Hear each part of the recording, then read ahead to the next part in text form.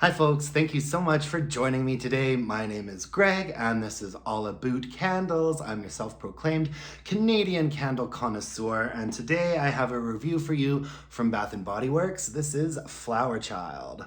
Look at how beautiful this packaging was. I mean, this is some of the prettiest packaging that I think Bath & Body Works has done in a long time, and it looks absolutely beautiful when it's being burned. Like, it's kind of a luminary candle, like the light sort of shines through those window panes and you see the silhouette of all of the leaves and flowers and birds. Just absolutely stunning.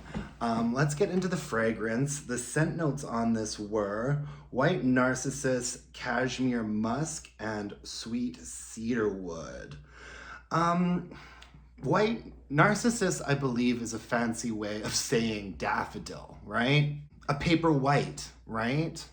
A paper white flower, and it's basically a daffodil. Daffodils can be quite fragrant flowers. Usually, I would associate a daffodil with something sort of sweet, creamy, green, and earthy. And you definitely get all of that from this. And then we've got cashmere musks. This is where I think the powdery scent note is coming in. When this candle first came out, a lot of people were screaming, baby powder, diaper powder, and it definitely has some of that. I think that that is what the cashmere musk scent note is referring to. Usually, sometimes cashmere and musk can be a little bit of a powdery scent note with a little bit of a creaminess. Musk usually indicates some depth and some warmth, and I'm getting that from it as well. Sweet cedarwood is the one that kind of confuses me. I'm not getting a sweet cedarwood from this. That cedarwood to me would be warm, woody, piney, maybe a little bit resinous, and I'm not getting that at all. This is mostly a top and mid-level candle, not a ton of base. And at the top, what you get first and foremost is sort of that soft white floral, a little bit of greenery, and then the mid note is that baby powder. The baby powder, it's not cashmere in the way that Bath & Body Works usually does a cashmere. It's much more powdery and a little bit warm. It's nice. Overall, I like this candle quite a bit. It also came out last year in this packaging, and there were some differences. I really believe that this year's is stronger than last year's, which is great because I've been noticing a lot of Bath & Body Works candles have actually been getting weaker. In fact, there's a fresh cut lilacs that looks just like this that came out, and I feel like that is one of the weakest fresh cut lilacs we've had in a long time. But I feel like they really amped up the fragrance on this one. This one was really mild. I remember it not projecting the way that I wanted it to. And I actually bought a single wick during the semi-annual sale, and I would kind of like burn them in tandem because I really like the fragrance.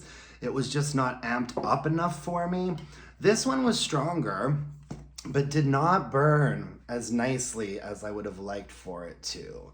And in fact, let's see, we're at about this point here. So it was a good burn. But I mean, come on, Bath & Body Works. Like, what is with these candles that you just cannot burn the last quarter of them? I did not have that problem with last year's. Last year's still looks pretty good. And so what's worse, like something weak that performs well or something stronger that doesn't perform well? Definitely had to call it a day with this candle once I started smelling that the wax had been a little bit corrupted. I tried putting it under a heat lamp, but at that point it was kind of too late. It's a very fragile fragrance. And so I had to kind of call it a day at this point. Um, so ultimately, I guess what it comes down to is, am I going to repurchase it? I don't think so. This isn't a repurchase for me anymore. I really like the fragrance, so I wanted to give this year's version a try. But now I think I'm kind of just over it and probably won't pick up another one. Uh, would I recommend it? Possibly. I noticed that when it first came out online, there was a lot of people that were just saying this smells like diapers. And you know what? It is a weird choice to sort of give a candle that sort of baby powdery smell and then name it Flower Child. I do find that somewhat weirdly off putting for some reason. I enjoyed the fragrance, but it wasn't really strong enough for me to fall in love. And to be honest with you, if it hadn't come out in such beautiful packaging, I'm not entirely sure that I would have given it another try. So yeah, probably a closed chapter for me with Flower Child. Would I recommend it?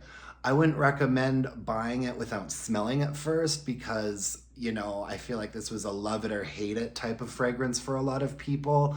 If you smell it and you like it, this year's version burned okay up until about here. So mileage may vary. Um, I definitely wouldn't pick it up though without smelling it first because it seems to be a very specific sort of very specific fragrance that triggered a lot of like varying reactions. So proceed with caution. That's all I have for you guys today. Thank you so much for joining me here at All Aboot Candles. If you could like, comment, subscribe, that would really mean the world to me. And until next time, let's burn some candles and bitch about it. Bye, guys.